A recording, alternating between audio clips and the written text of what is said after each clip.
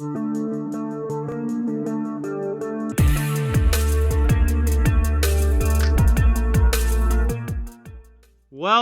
everybody, to episode 11 of Black and Gold Weekly. We've got another great show coming up here for you today, and it's been another interesting week of Bruins action, to say the least, and we have lots to talk about with not only the Boston Bruins, but also some huge NHL news as well that we found out this past week. But before we get started, I am joined today by a good friend of mine from the YouTube world, a very special guest coming on the show this week. It is Bobby from BeanTown BreakDown. He has a phenomenal YouTube channel that covers all of Boston sports, the Celtics, Bruins, Red Sox, and Patriots. If you want your Boston sports fix, BeanTown BreakDown is the place to go on YouTube. So, Bobby, thank you so much for joining me today. Really happy to have you on the show. Thanks for having me, man. I appreciate it. And I'm looking forward to talking some Bruins and just talking some NHL news, which it's going to be fun. It's going to be, like you said, we got some news that dropped that's going to be very, very interesting. Yeah, so we might as well get right into it here. But before I do get into everything, I do need to mention the links down in the description. Top link is Boston Bruins gear, anything, all sorts of apparel, anything you need. Second link, NHL. Whatever team you want, all NHL, all sorts of apparel. Third link, NCAA college apparel, whatever school that you're looking to rep. We got hats, shirts, jerseys, sweatpants, accessories, all kinds of different stuff. If you're looking for it, it's probably there. We've got Bruins, NHL, and NCAA. Check out those three links in the description of the video, and that would really, really be much appreciated. Bobby, we've got some big-time NHL news that we might as well start with. This not only affects the Bruins, but is for the entire league. The NHL has just signed a huge television deal with ESPN. The first time the NHL will be on ESPN since the 2005 lockout. So we're looking at 15 years now since the NHL's been on ESPN on their network as far as television is concerned.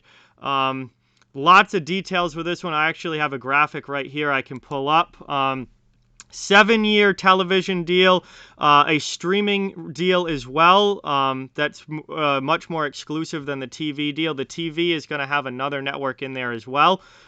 We don't know which network that's going to be yet. It seems to be down to NBC coming back in a partial deal or Fox Sports in a partial deal. But ESPN is getting exclusive coverage of the Stanley Cup Finals on ABC for 4 out of the next 7 years, starting next season. They're getting half of the Stanley Cup playoffs. They're getting 25 exclusive national TV regular season games. They're getting 75 national TV regular season games that will be streamed exclusively on ESPN Plus and on Hulu. And basically NHL TV is disappearing, and everything out of market that you'd be able to watch on NHL TV is being moved to ESPN Plus. So this is a massive deal for the league. It's a massive deal for ESPN. And big money involved, too. We're looking at a little over $400 million per season. So that's annually, too. Yeah. Over 7 years. Over 7 years, $400 million annually for the league, over $2.8 billion in total. This is a massive, massive deal. Just give me some of your thoughts on this. It's a huge deal, and like you said, they haven't been on ESPN in what's it been 15 years, I believe. 15 years now, yeah. So that's and ESPN being the hub for all sports that it is. Mm-hmm. It was almost a matter of time before they wanted back. Before they would make a play at it again and want back in on the NHL world.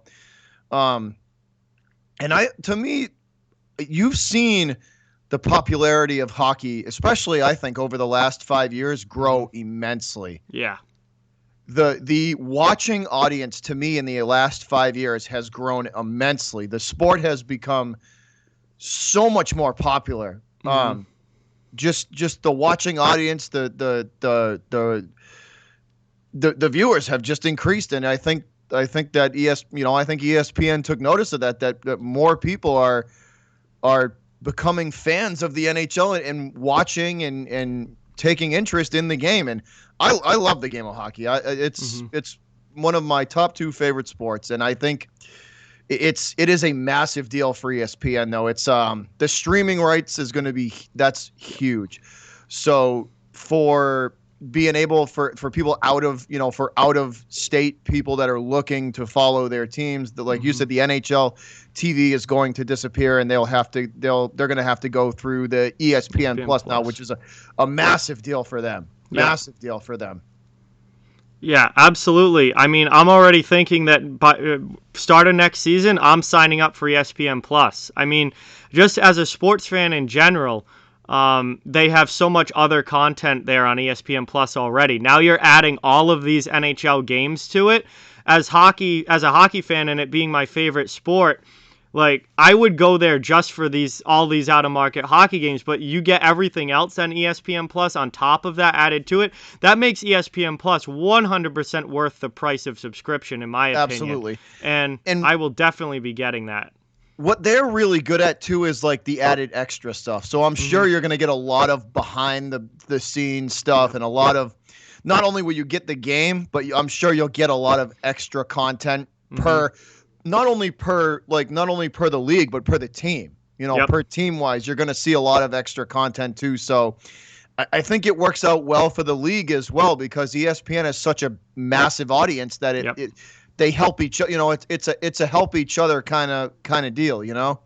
Well, yeah, absolutely. I think that's what makes this so huge for the NHL is that the viewership and just the amount of new eyes that they're going to be able to get on NHL hockey because it's on ESPN that normally wouldn't be watching NHL hockey, I think is going to be absolutely massive. And when you talk about growing the game and trying to grow hockey's popularity and all of that, this is huge because there are going to be so many new fans coming into the game now and into watching the league because of it being on ESPN and because of this deal. I think that can only help the league going forward. The streaming part of it too was massive too, because people that have Roku, people that have, all these different streaming services that ESPN has offered on. Now especially if you live out of market, that's huge for you. Now you can watch your team. Yeah, absolutely massive. And for someone like me, where I'm a huge hockey fan in general, and I don't just watch the Bruins, I watch hockey no matter who it is. Like, for me to get that and have the ability to watch almost any other out-of-market game that night, like, I literally can watch whatever game I want. And that's an absolutely massive bonus, in my opinion. Oh, yeah, because you can hand-pick which games you're gonna go to. Yep, absolutely. Yeah. I just think this is overall it's going to end up being a great thing for the league, and it's really going to expand viewership and the money too. I mean, getting a TV deal of this magnitude for not even the exclusive TV deal. I mean, there's still another network that's going to come in here and take the other half of this deal from the TV side. Now, the streaming is exclusive through ESPN, but the TV deal on they still have half of that, where you have 3 Stanley Cup Finals, half the playoff games, and whatever that other network wants to do in the regular season as well. So the NHL is going to have even more money coming in when they find a second TV partner as well. And it's only going to help them too. It's only going to help get the product out there, get more. I'm all for helping the game, man. Like I said, it's one of my top 2 favorite sports to watch. It's incredibly entertaining, and there is nothing like the Stanley Cup Final. Yeah. In sports. Yep. The intensity is to a different level, and it's just a lot of fun. Just a lot of fun to watch. Yeah, absolutely. And I think when it's on ESPN, you're going to get a whole new crowd of people watching it probably for the first time, and they're going to get to experience that for the first time. And I think that's going to lead to a lot of new fans coming in for the NHL. Absolutely. 100% agree. Yeah. So just wanted to touch on that there. Huge news for the NHL with this new television deal with ESPN. And again, we're still waiting on who's going to be the second television provider. But streaming is all going to be through ESPN Plus now, and they get a good chunk of the NHL games for the next 7 years. And then there'll be a second TV strictly on broadcast television network coming in for the other half of the season, or the other half of the games and the half of the playoffs and all of that. But we got moving on now into Bruins topics. That obviously was a whole league thing, but moving into the Bruins topics, we've got a few things to talk about that are pretty recent news as of today. We're recording this on Thursday. Tuukka Rask will not play tonight for the second straight game.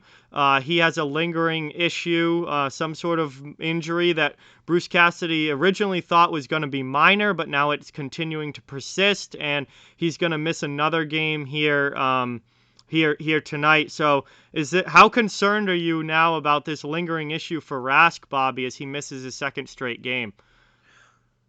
Well, here's the most concerning thing with me. He wouldn't disclose, like usually, you know how they are. They're pretty vague when they say, Yeah. "Oh, upper body, lower body." Yep. He wouldn't even give us that. Yep. They wouldn't even give us. So that was the most concerning thing to me, that he wouldn't even give us.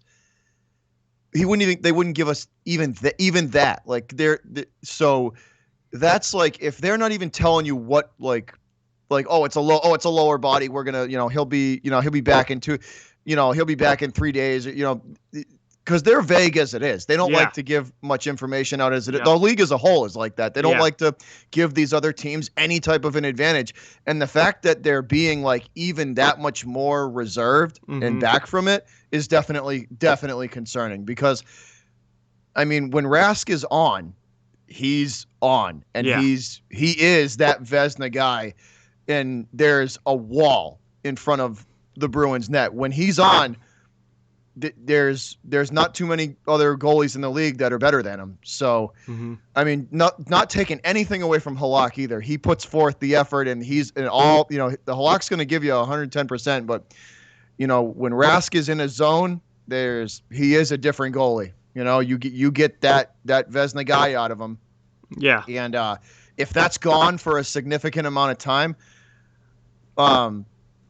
this division's not easy. No, that they're in. Not at all. It is not an easy. Every night the Bruins play, they play a hard-nosed team that's not that the team that they're looking across the ice to them on a nightly basis is not afraid of them. Yep. They're playoff teams. They're hard-nosed, scrappy teams that aren't afraid to, that aren't going to back down from them. And playing teams like that on a nightly basis is not having Rask in the lineup, to help keep them stay where they're at in the standings, is that if he's going to miss a significant amount of time, that's scary. Yeah, I completely agree about, especially that last thing, where if this is where something where he's going to start missing weeks, this is a big problem for the Boston Bruins, because I love Jarro Halak, and he's done a great job as kind of that second guy to go along with Tuukka since coming here for the past couple of years, but Jarro Halak is really good in that second guy role, where when he comes in, plays a game, he's probably going to win that game. He has very good individual numbers, but he is not a guy that you want to be leaning on for a long period of time. He's that guy that comes in, plays once every 2 games, every 3 games, gets you a good performance, probably a win, and plays well. And that's what he is. But if you start having to ride Halak for a long period of time, 2, 3, 4 weeks, I think that could be a big issue for the Bruins. Like they need Tuukka Rask to be their guy in goal, because like you said, when Rask is on, there's not many goaltenders better than him in the NHL. He is one of the top goalies in the league when he's playing at his best. And the Bruins being in such a tight division, with so many other good teams that are fighting for those playoff spots, they can't afford to be without him for too long. They need him in goal, being that guy.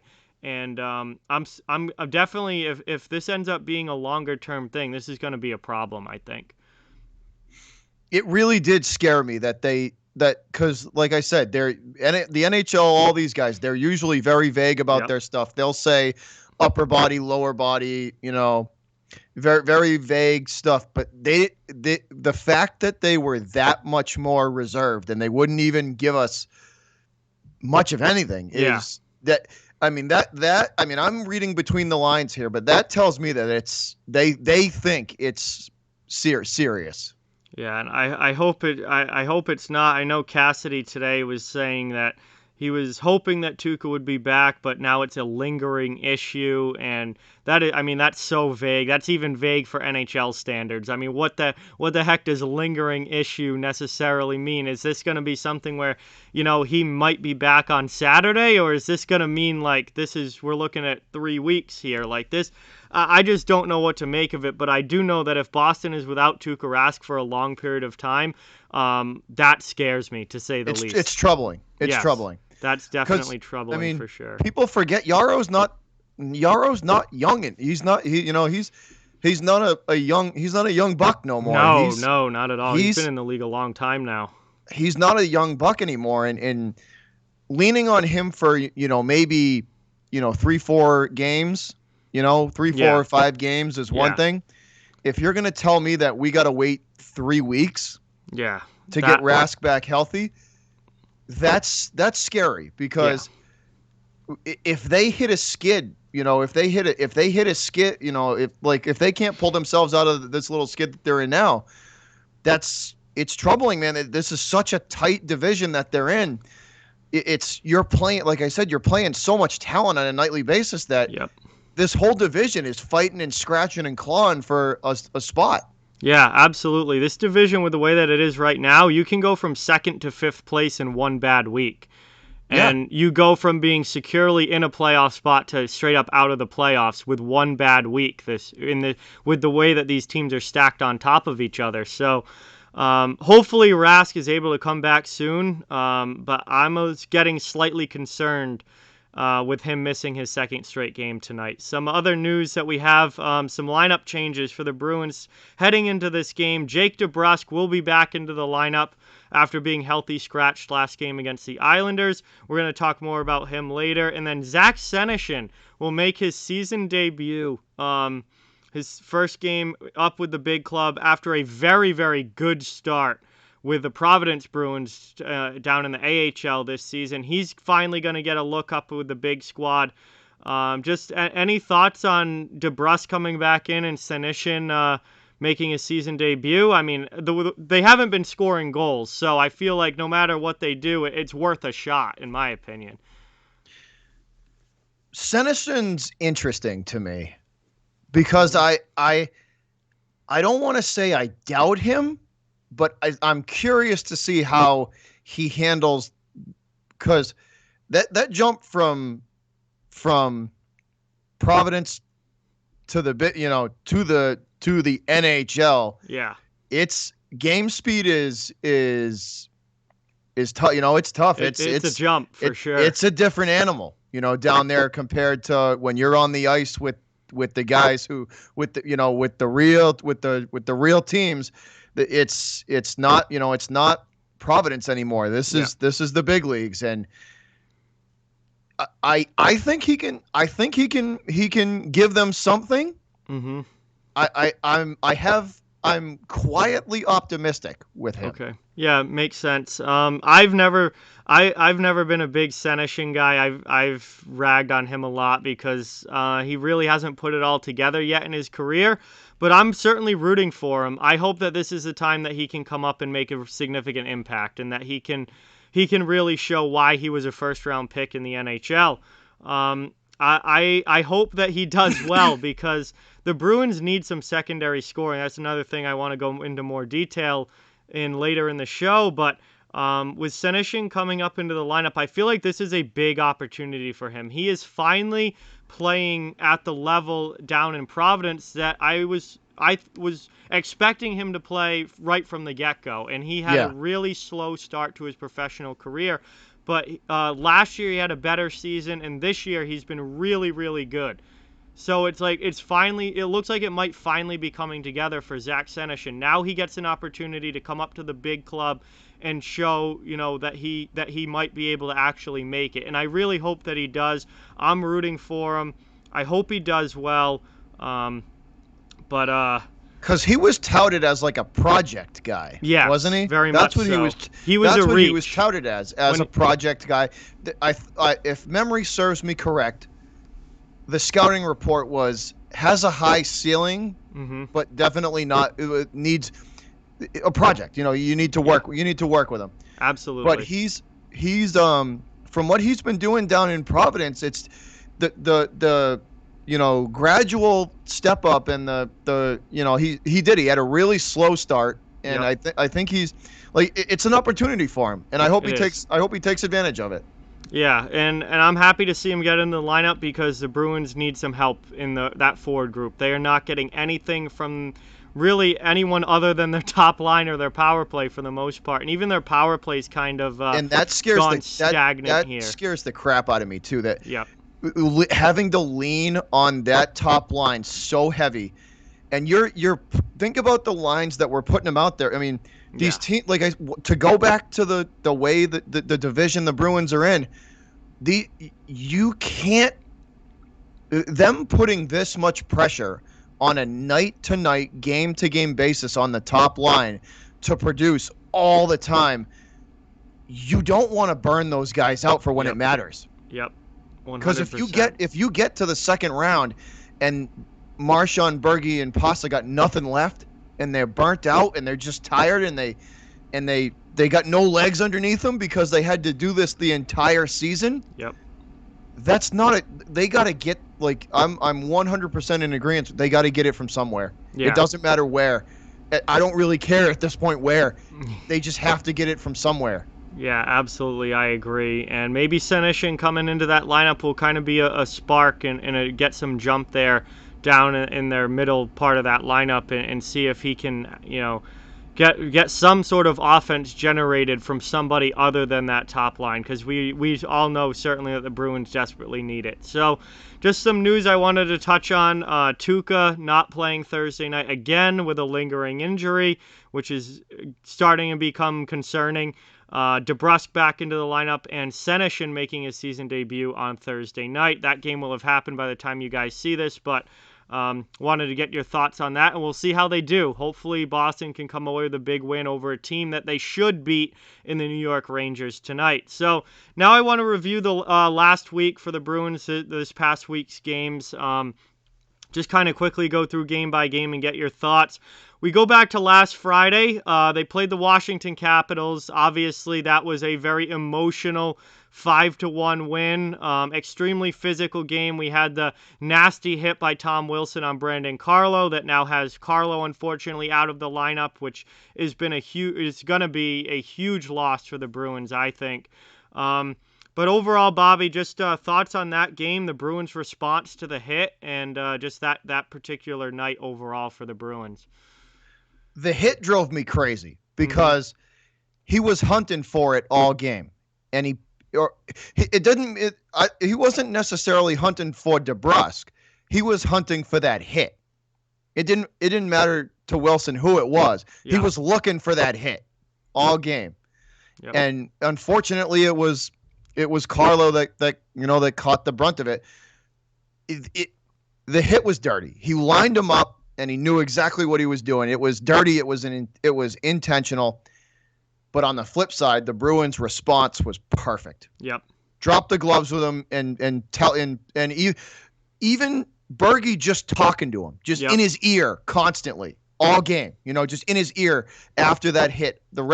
From that point on, the response was perfect. It was. They dropped the gloves with him. They fought him.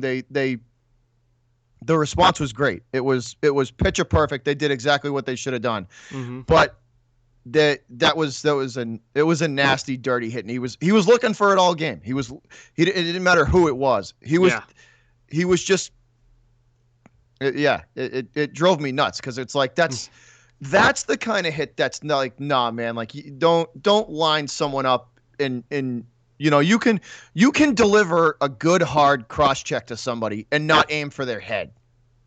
Yeah, that's looking at that hit. He had such an opportunity to go shoulder to shoulder with him, and it would have been a perfectly clean, big, heavy, hard hit. And instead, legal he just and perfectly legal, nothing wrong with it. Perfectly legal, and he caught all head instead, and literally just lined his head up, which is the most frustrating thing. Obviously, Wilson has been suspended for 7 games, which is about what I expected. I thought it was going to be somewhere between 5 and 7. Because it's Tom Wilson, he gets the higher end of that because he's certainly no stranger to suspensions. And Again, I completely agree with you. I thought the Bruins' response was perfect. I mean, they fought them twice, and they won the game 5-1. Well, they beat the Capitals up on the scoreboard, and then they beat them up in the physicality department after that as well. And they went right after Wilson. I loved that it was Jared Tinordi who fought him the first time too. Literally just came to this team, brand new to the team, and he's the guy that steps up and fights him. Like, talk about endearing yourself to your new teammates. And I mean, I from what the small sample size that I've seen from Tinordi, I like him. Yeah, I like what he brings to on the ice when he's on the ice. I like his game. Yeah, I do too, and we're going to talk a little bit about him just in a couple minutes when we get done reviewing these games, because I want to talk about him a little bit more now that he's got some games under his belt in a Bruins uniform. But so big win on Friday night, a very emotional win over the Capitals, 5-1 game with obviously the very nasty hit. Hopefully Carlo's not out too long, but I mean, obviously we're looking at concussion there. And, that there's just no timetable for. You have no idea how long that's going to be. But that's a big loss for the Bruins on that back end, but they were able to win that game. Then on Sunday, I don't even really want to talk about this. Sunday night, don't even get me started on this one. They get the New Jersey Devils, and they lose the game 1-0 to Scott freaking Wedgwood and get shut out by the Devils on I'm going to explode talking and about listen. game. They scored with like 3.5 minutes to go in the third. Yep. The Bruins stopped them and held them and played great. The whole game. It was a back and forth game, and it was just to lose like that is just the most frustrating way to go out. Like right at the end there. Yeah, so I'm going to, if you can say anything, because I'm going to go on a rant here. So anything that you want to say about this game, go for it, because then I am going to go off about this game. The Bruins should have, dude, I was like when he scored that goal, it took every ounce of self-control to not throw my remote through the TV. Yeah. Like, this team on paper should crush New Jersey. Yes, they should. I mean, this team on paper should crush the Devils. It shouldn't even be that should be a 3-1 win every night we play them. Yep. When you're comparing just straight up talent on the ice. Yeah. They should win that 3-1, 3-0 every time they play them. What is it with New Jersey? What is it with that team that they give them so much? When the Bruins play the Devils, why is it that it's like pulling teeth to get the puck through the neutral zone with them?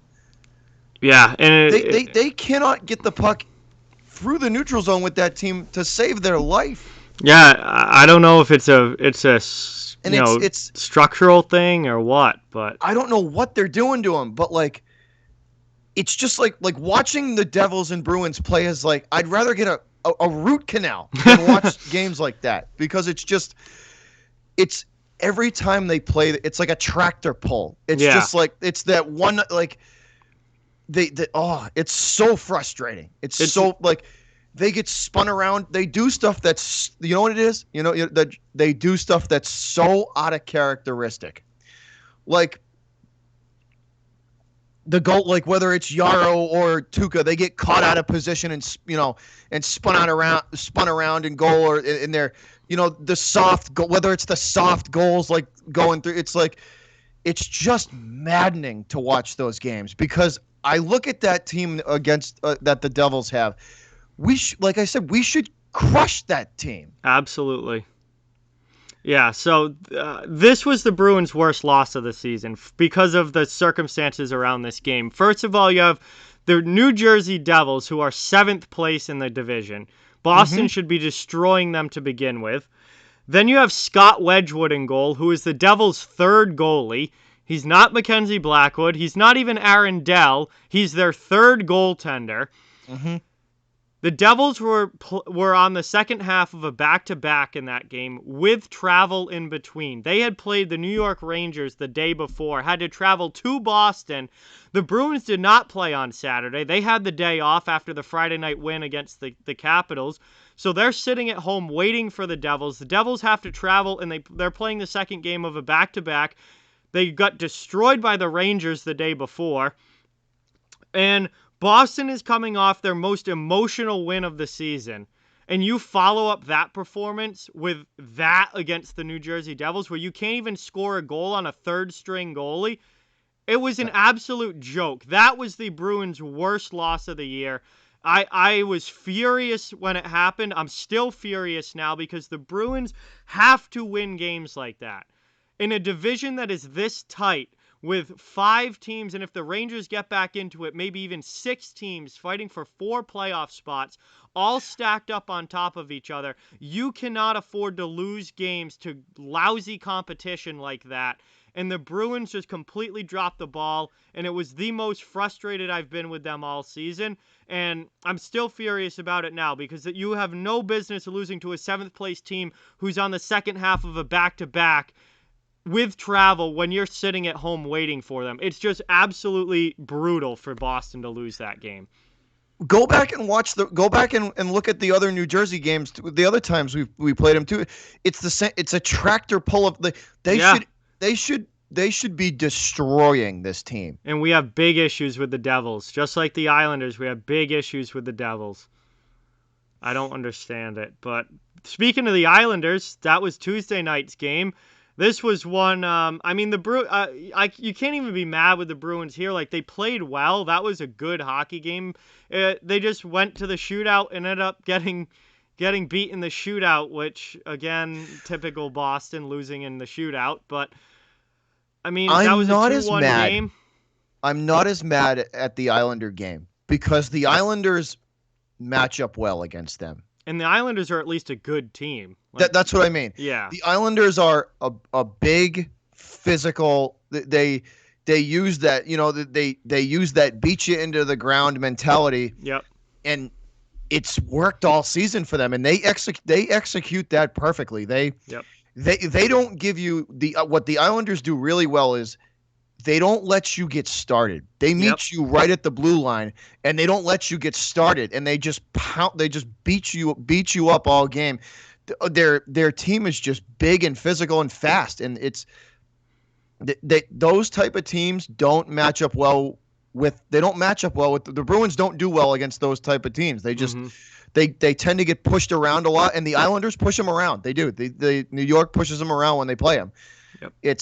It really takes Boston to Boston's really got to stick their chest out and push back against the Islanders to let them know that, because it's that constant give and take and push and pull with them, because New York's trying to overpower them the whole game. They are. Yeah.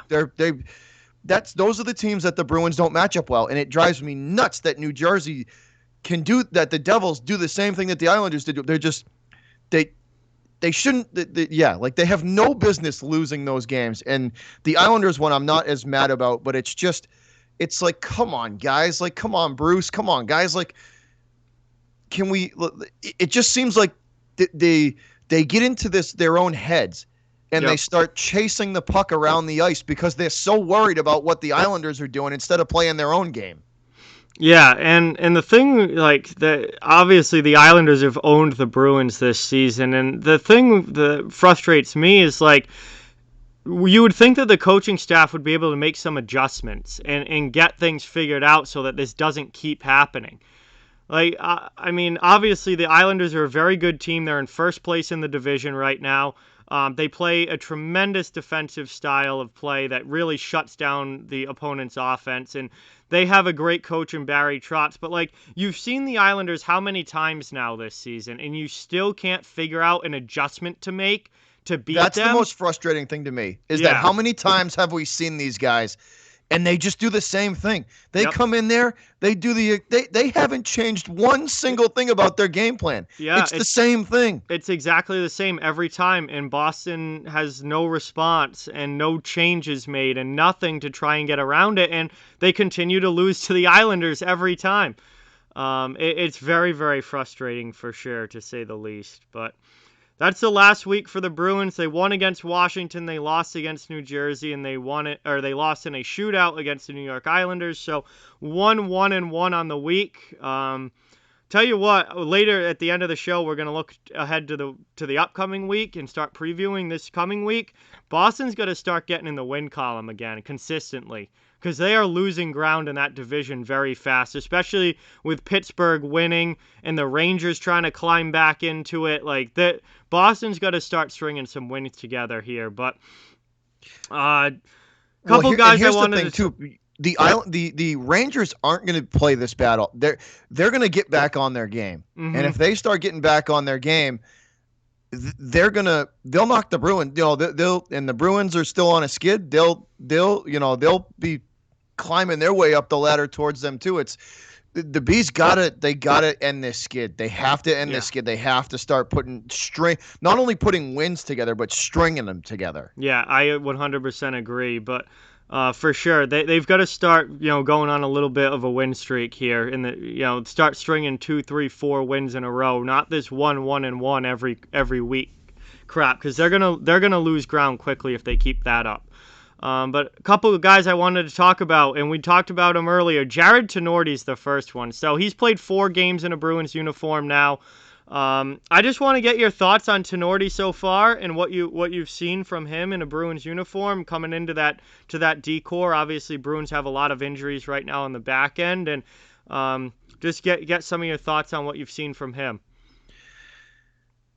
There's been a couple of times where the lapse in concentration has cost him, but I chalked that up to just being a new team. But for the most part, he's looked really good, man. I think he was able to pick up what the Bruins kind of do, the system that they run and how they like to operate on the ice. The Bruins to me have been a more like slower, more calculated kind of team on the ice. They're not like they're not like the Lightning. They're not like these teams that would take the big high risks. They're more of a calculated, slow, methodical kind of team on the ice.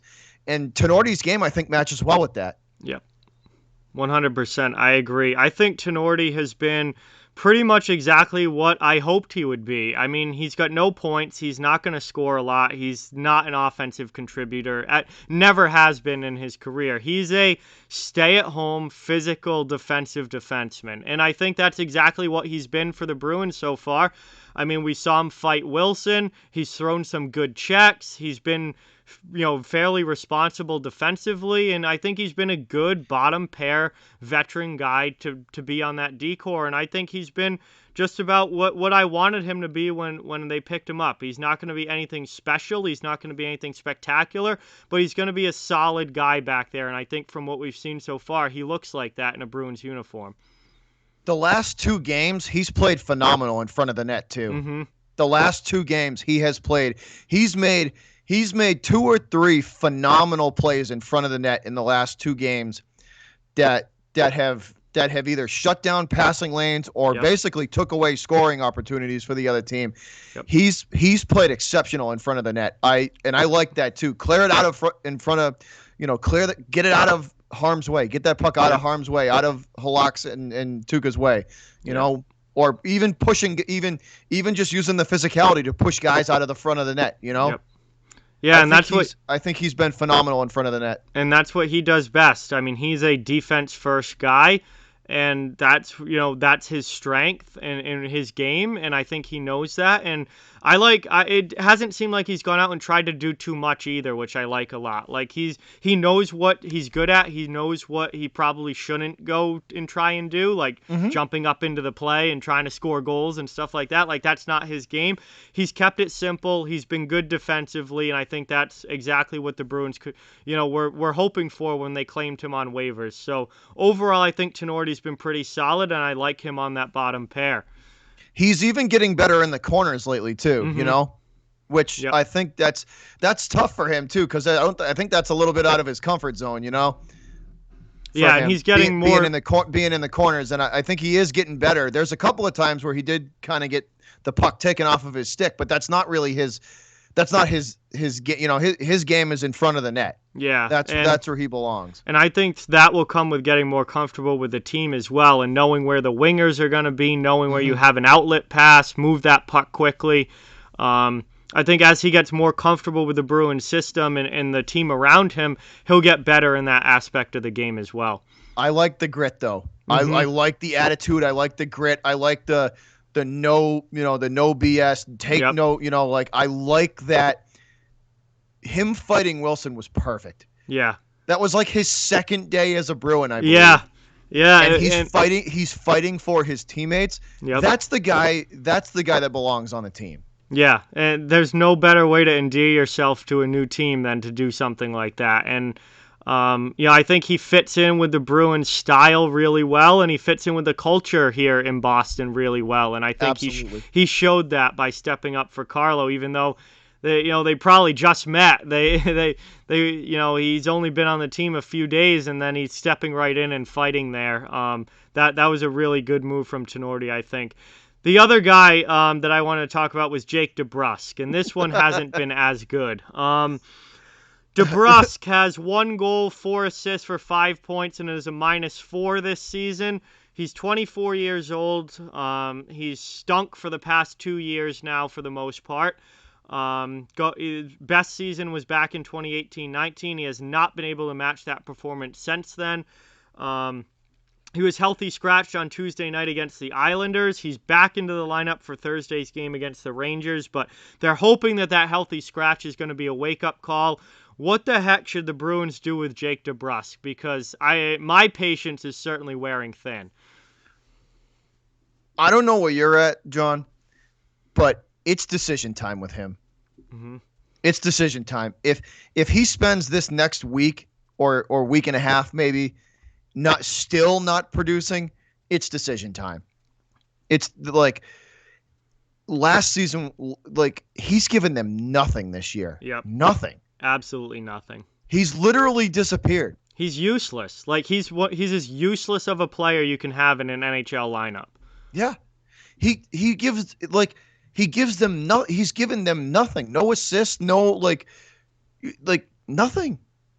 He's not physical. He doesn't involve himself in the play that way. Like he doesn't do anything. I don't think I've called his name in a play maybe like 5 times this whole year, 4 times this whole year. Yeah. It just seems like he's not involved in anything. Not even pushing the puck up the ice and getting it out, like nothing like that. It's really because the last season was bad for him. That was a bad year. He got spun around a lot. I don't know, man. It was I don't know if something's up with him or what. Like I don't know what it is, but I think it's between the ears. I don't think it's physical. I think it's in his head. Yep. I think it's between his ears, and that's injury would be one thing because it's like, all right, man, we're gonna sit you down. We're gonna let you rest. We're gonna get you back to 100%. Yep. And when you're back to 100%, you're confident. Then we bring you back, and you're gonna, we can start getting you going again, right? When it's between the ears, that's worrisome because the mental part, you gotta, the mental part of it is huge. You gotta have the right mentality on the ice. You can't, if you're in your own head, you just gotta play sometimes. You just can't think, just play. Yeah. Yeah, I've been a huge supporter of Jake DeBrusk since he was drafted. I've always been a DeBrusk fan. I really liked the kid. I remember watching him back in Providence in his first pro season and loving him down in Providence and knowing that he was going to be an NHL player with the way that he played down there. And then I was a huge fan of him when he came up to the Bruins and played on that second line. And I thought he had 30-goal potential, and he was going to be a 30-goal, 50-point guy year in and year out. And then he had that huge season in 2018-19 where he really broke out and had a great year. The 2018 season for him was phenomenal. He played great. It was. And then last year was kind of a step back, and he really didn't play all that well. He was very inconsistent, disappeared for long stretches last year. And I thought last year was just a down year. Thought he was going to come out of it. I thought he would, have a big bounce back season this year. And I've defended Jake DeBrusk the entire way up until now.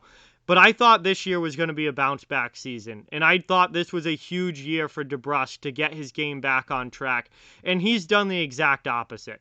He has been significantly worse this season than at any other time in his NHL career, and my patience with Jake DeBrusk is completely gone now. If there is anybody on the Boston Bruins who's on the trade block, it is Jake DeBrusk for me. He is the first guy I'm trying to move out of here, while he still has some sort of value left, because that there are teams out there who think that a change of scenery or whatever, putting him in a new situation will get him back to being a 25-goal guy. Mm-hmm. Trade him now while he still has some value, because if you get another year next year like this, nobody's going to be trading for Jake DeBrusk. And if they don't move him this year, he's not going anywhere. Yeah, no, I agree. They have to move him this year if they're going to do it. And I would be looking to move him, because I am not seeing anything I like with him this season. He has gone from if 2018-19 he was up here having his best NHL season, 2019-20 was a step halfway down. This has been a step all the way down. He has fallen off a cliff this season.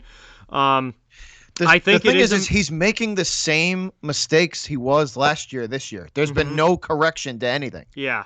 There's been no correction to any of the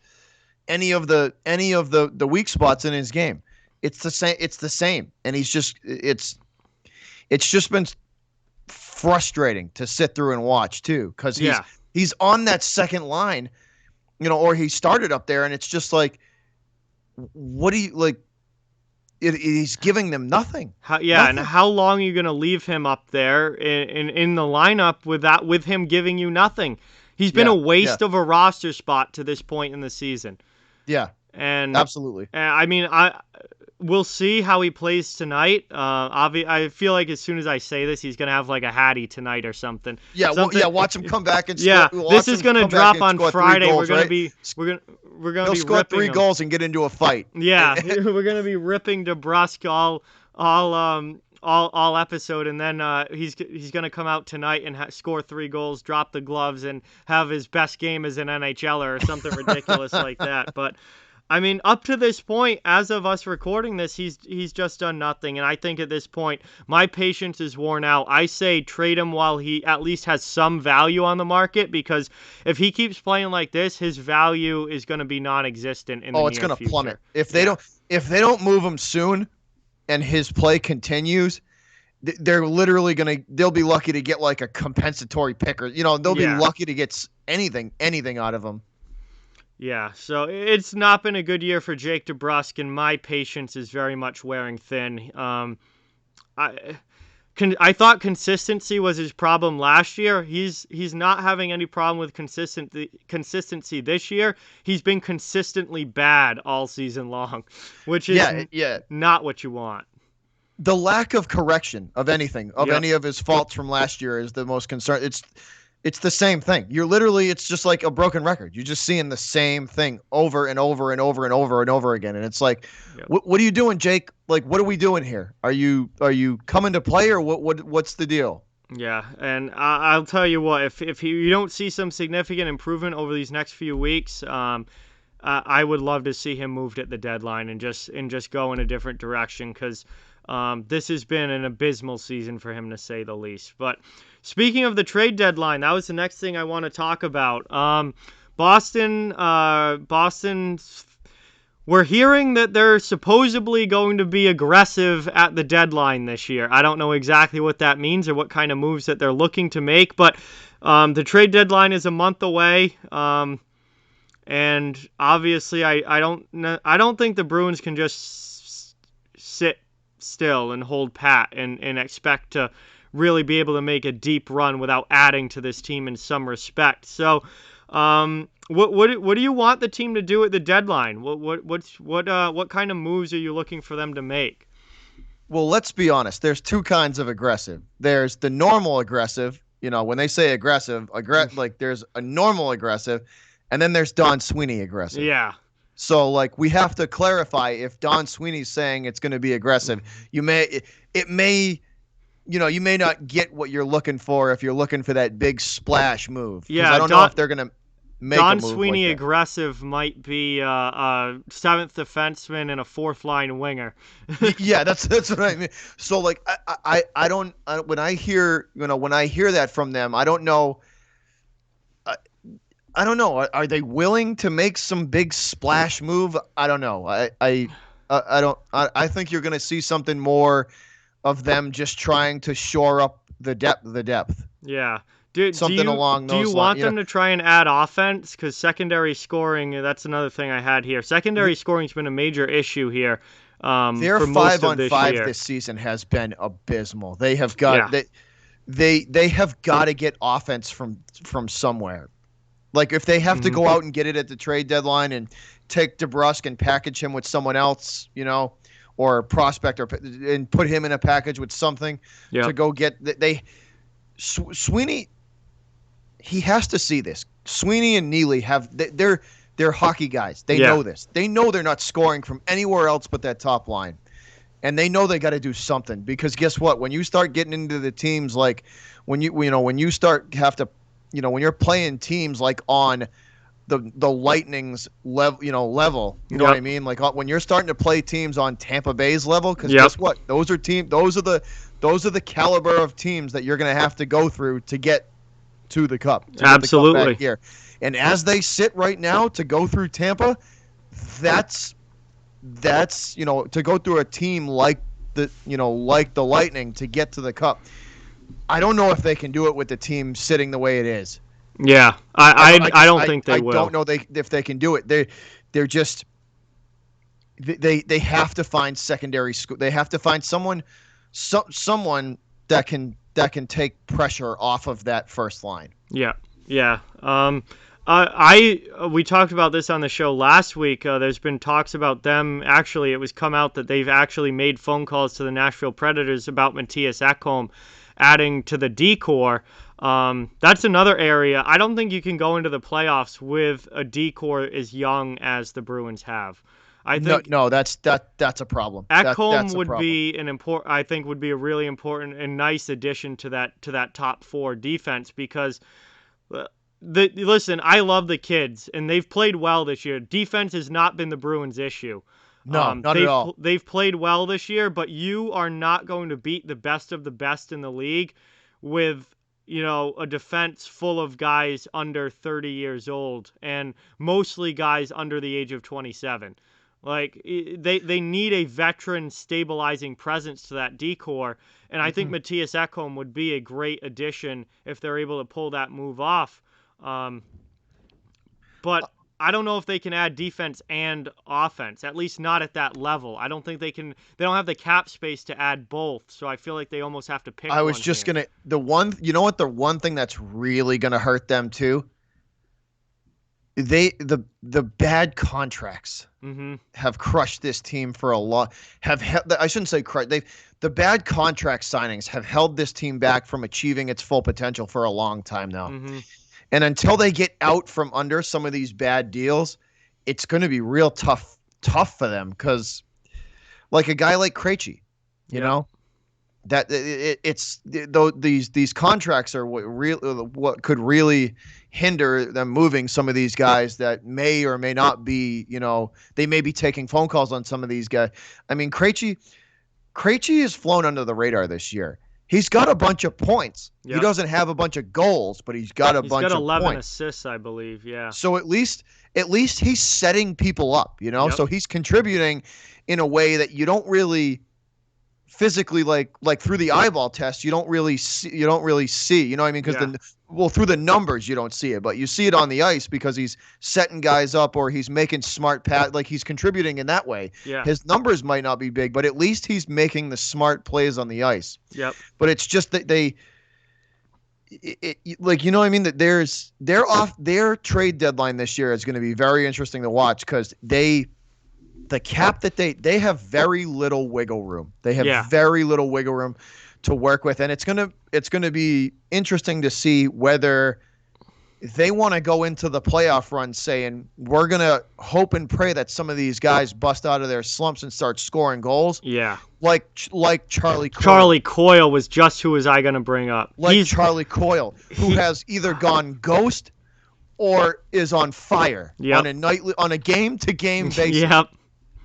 Coyle would be great at $4.5 million per year, but at 5.25, that's not a great contract for the Bruins. That's what I'm saying. So it's Krejci at 7, like Krejci would be really good at 6 per year or 5.5 mil per year, but at 7 or 7.25, whatever he's at, that's too much, and that's less cap space that they now have to work with to make some sort of deal at this deadline.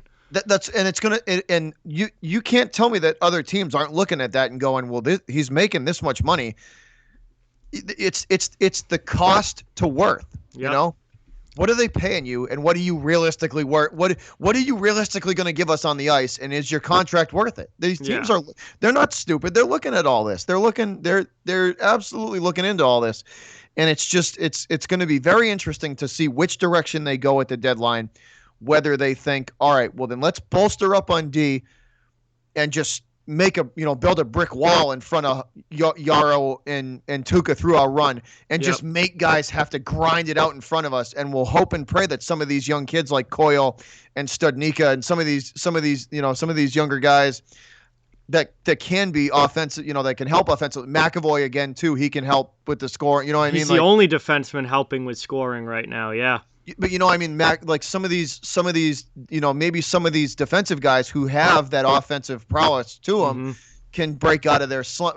Whether they go that route, they get a veteran, like you said, a veteran defensive guy, and just say, ain't nobody scoring on us. Yep. And we're gonna ride with the young kids on the offensive end, or do they make a splash and take a risk defensively and give up some, maybe some defensive depth to get a guy who can score. Yeah, it's going to be an interesting. Put him on the third, put him on the second line of the third line. Stick him right in the middle of the second or third line and say, all right, here's how we're going to take the pressure off Bergie, Marshy, and Krejci. That's how we're going to take the pressure off of Bergie and Marchand to produce pasta every single night. Yep. Yeah, it's going to be an interesting deadline for sure. I almost think that they're going to go with the get the defense and hope that the offense sorts itself out route, which I mean, I would be thrilled if they get Matthias Ekholm, and if that's the only thing they do at the deadline, I'm okay with that. I think they can kind of play that lockdown D if they get a guy like that. I don't think you can win in the playoffs with this young of a defense, especially against the best of the best. You can win around, maybe even come out of the division.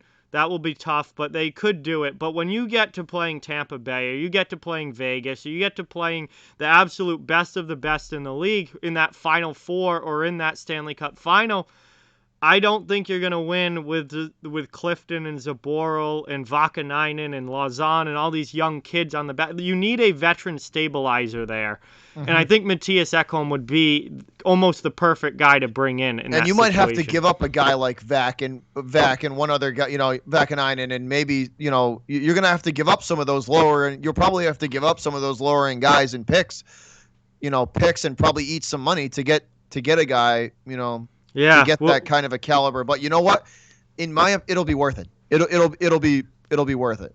They got to go for a cup. Like the Bergeron, Marchand, Krejci years are coming to an end. Like if they're going to get another cup, they got 2 seasons with those guys left to get one. And I think that after this year and next year, there's not going to be much left in the tank for those guys. Yeah. So if they're going to win a cup, they got to do it, and they've got to treat this deadline like it's a time where if they're going to win a cup, they have to do it now.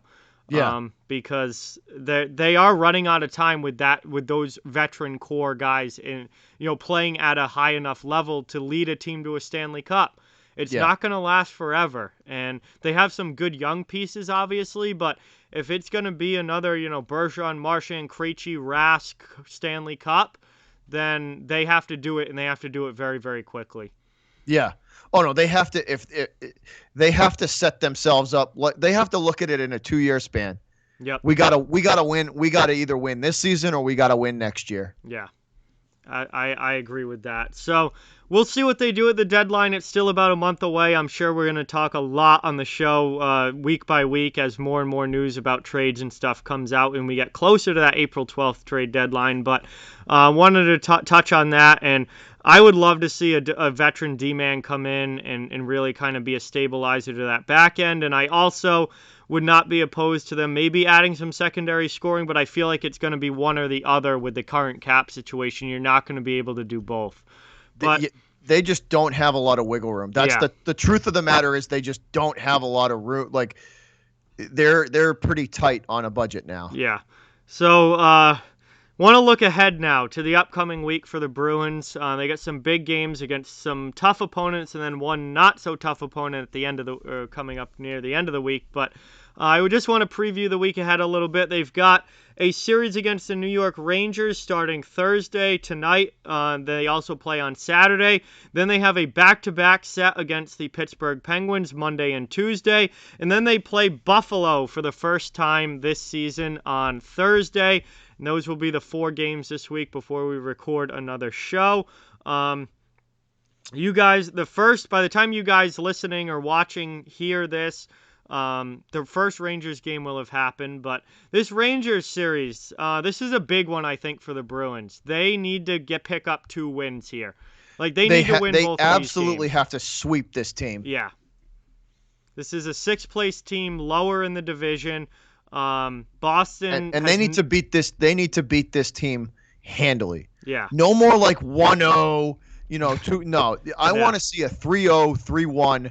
With Tuukka only taking like 28 shots, 26 shots. I don't want to see over 30 shots. I want to see them handle the Rangers. I do too. This is a big series for the Bruins. New York is trying to pull themselves back up into playoff contention. They're right around 500 right now, but they're trying to slowly pull themselves back into the fray. Boston cannot allow that to happen. We cannot have 6 teams fighting for 4 playoff spots. Like when you play teams lower in the division, you've got to step on their throats and make sure. I was just going to say they need to step on this team and end it. Yeah. And I really want to see the Boston Bruins come out hard and take both games of this series and play really, really well and start looking like the Bruins should when they play lesser competition, what they have not been able to do against the New Jersey Devils. So those 2 games, Thursday and Saturday, big against the Rangers, and really looking for the Bruins to take care of business in those 2. Then they get the Pittsburgh Penguins to start next week, Monday and Tuesday, back-to-back in Pittsburgh, and the Penguins have been playing a lot better recently than they did earlier in the season when the Bruins played them. What do you think about this Penguins series coming up? The Pens have really found some rhythm as of late. Yeah. Absolutely. They've got into a little bit of a groove as of late. They're playing a lot better. Yeah, no, I think it's because Malkin's been playing really well. And he had a really bad start to the year, but he's been a lot better the last couple weeks. Crosby, I think that's a huge part because I think is a lot of it. If him and Sid are playing well, then the team's playing well. If they're starting slow and they're sluggish and they're not getting their opportunities, then that team's going to struggle. Yeah, absolutely. But they have found ways to get them open as of late. They found ways to get them open looks and open shots. And when Malkin and Sid get open looks, it's a wrap. Yeah, absolutely. They don't miss. Kasperi Kapanen's played really, really well as the season's gone on. He's gotten a lot better. Jake Gensel's still scoring a lot of goals. Brian Rust is having a solid year.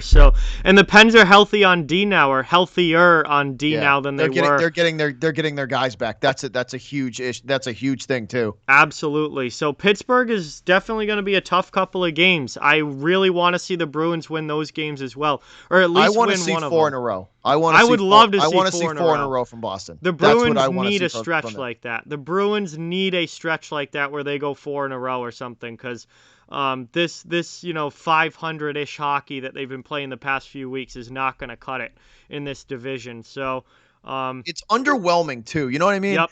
It drives me mad too because it's so under. They should be better. They should absolutely. You look at every game and you're like, they should absolutely be playing better than this. Yep. They're better than this what they're playing. That's what's been so frustrating about it, is that they should be better and they haven't been, which has really kind of stunk. But hopefully this week they can get it going. And then on Thursday they have Buffalo. First time seeing the Sabres this year. Buffalo is absolutely putrid. Like, this team is horrible. Barely if they don't score in the league. If they don't score at least 3 goals in this game, I'm going to be disappointed.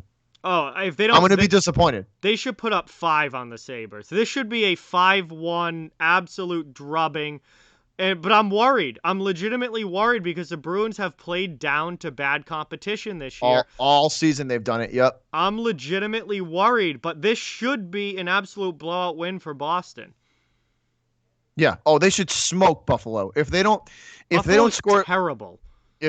Dude, they're awful in every aspect of the game. They're awful across the board.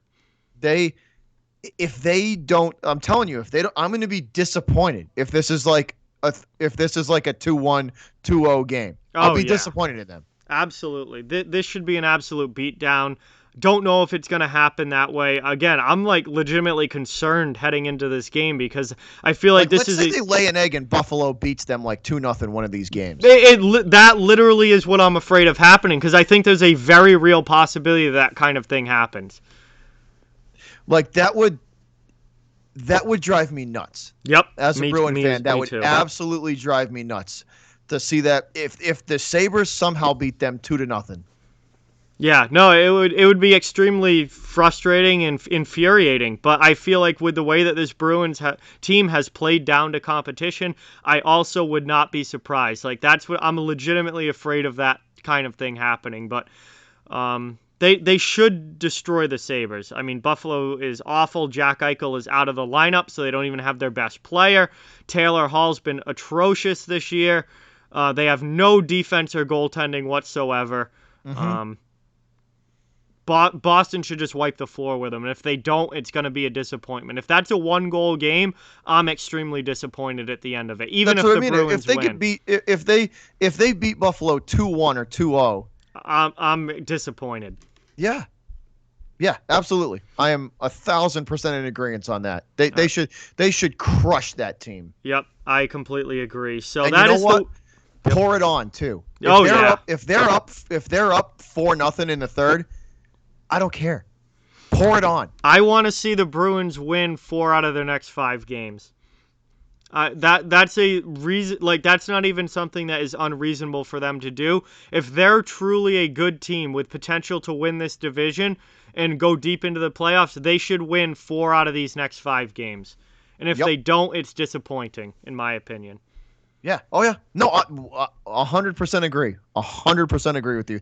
They should absolutely go at least 4 out of the next 5. Yeah, they should beat the Rangers twice. They should be able to take at least one of the Penguins games, and they should destroy the Sabres on Thursday. So that is the week ahead for the Bruins. The New York Rangers on Thursday and Saturday, the Pittsburgh Penguins on Monday and Tuesday, and then the Buffalo Sabres next Thursday. So that brings us now to our final segment, just to wrap up the show here. It's time for Bruins Bet of the Week. Shout out to BetOnline AG, who I use to place all of my NHL bets, and they sponsor the flagship podcast of Black and Gold Productions, which is the Black and Gold Hockey Podcast, as well as our website, blackandgoldhockey.com. So a huge shout out to BetOnline AG. This is always fun. Now, I am 1-3 with bets of the week since I started doing this, so it's not gone well, mostly because the Bruins have been letting me down. They've been letting me down. But for this week, I'm going to give you the Saturday game against the New York Rangers, Bruins money line just to win the game. The Boston Bruins should win that game against New York. It's an afternoon game. When the Bruins and Rangers played an afternoon game earlier in the season, the Bruins won 4-1. It was one of their better games of the year. Yeah, they crushed them that game. Yeah, Boston in general, I think, does pretty well with afternoon games. They seem to be able to get up for those matinees. So that is my Bruins bet of the week for you. Rangers on Saturday, money line over the Rangers on Saturday. Boston should win that game. Bobby, any thoughts for any bet of the week yourself? I'll agree with you on that one. If the Bruins should absolutely come out and take that game out. To me that's a safe bet. I would be willing to put money on that as well. That's a safe bet. So, I would be extremely disappointed if they dropped that game. I'm with you on that. I mean, that's one of those that the Bruins just need to win. Like, if you're going to make the playoffs, you need to win that game. And I think that they're I don't want to say they're in desperation mode, but they're feeling the heat. Yeah, the heat's coming. They're feeling the heat. The heat's coming. Pittsburgh, Philadelphia, Washington and the Islanders are already ahead of them in the standings. I mean, the heat's coming for sure. And I think they'll perform well. I would also place that bet. I would take that bet as well. So there we have it, guys. Bruins bet of the week is Boston money line over the New York Rangers on Saturday afternoon.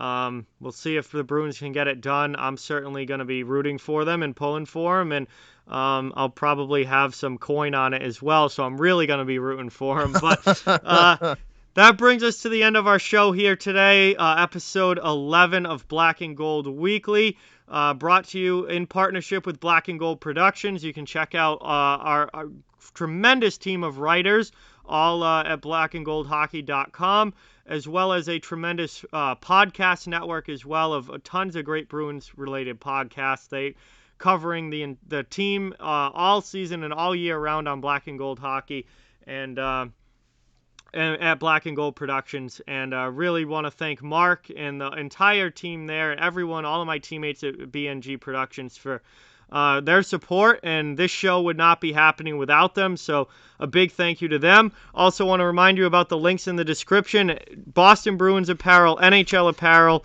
NCAA apparel. All three links are down in the description. If you're interested in any of that, it's there for you to check out. Bobby from BeanTown BreakDown, thank you so much for coming on the show.